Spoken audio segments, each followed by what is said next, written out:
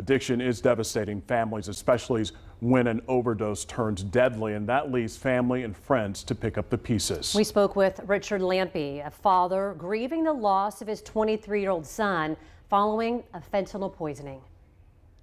I want to start with asking you about Jake and what you would want us to know about your son. I think that what's defined Jake isn't really who Jake was in his 23 years. You know, Jake was a gifted athlete in high school,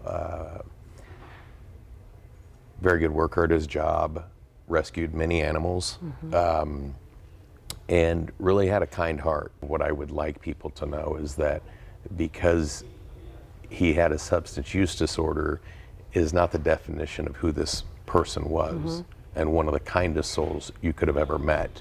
We had a lot of animals, so if there was a random animal or a random cat or anything like that, you could bet it was coming home to live with us. Can you share and how you describe the day that you learned you lost him? My parents had showed up at his work just to stop by and say hi because they were in the area and he wasn't there, and his boss said, Jake's never not shown up before. So I called his mom and I said, Jake's not at work, this is unusual. She says, well, I'm pulling in the driveway. And I would say for the next 14 minutes, that phone stayed live. I heard screaming. I heard his mother trying to resuscitate him. Mind you, I'm staying on the phone the whole time, sitting on my kitchen floor, knowing that I think I'm losing my child. What do you want to happen to the man responsible? I think that he needs to be convicted under the law that Indiana has now, that is dealing causing death, and I think he needs to spend his 40 years in prison. What have you done to kind of put this sadness and this pain to something greater? We started the Jacob Richard Lampy Foundation, and we decided to do two pillars. One is we are assisting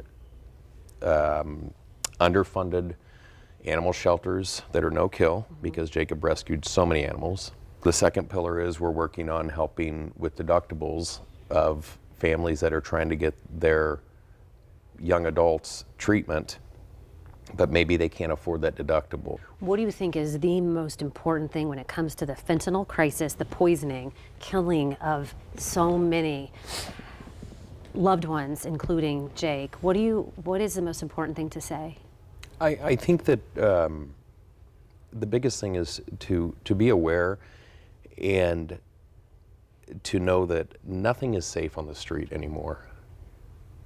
Nothing. And there is no safe drug out there.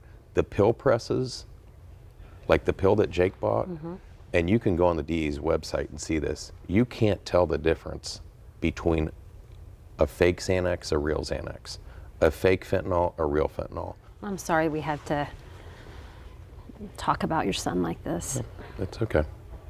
I feel like if I don't talk about it, nobody's going to talk about it, and it's not something I ever wanted to do, and I didn't think I would be living this life now because it's completely devastated our lives as a family, and it'll never be the same.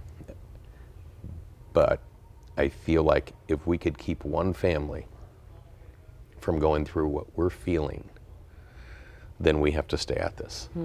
And if we don't do it, nobody will.